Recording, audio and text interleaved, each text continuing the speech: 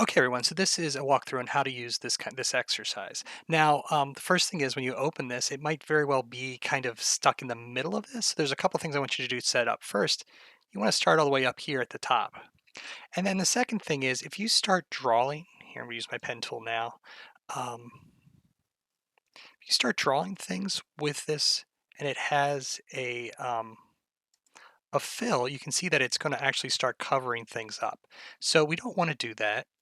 Um, To avoid that, what you're going to do is go down here and make sure that you turn this off. And then for your stroke, I would recommend maybe doing something a little bit more visible, like a red or something.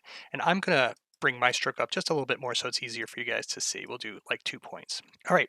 So the other thing that's important is just understanding how to get out of this. So the first couple of these, the pen tool will be done and then it'll close off. But some of them, when it's done, you want to press the P key to get out of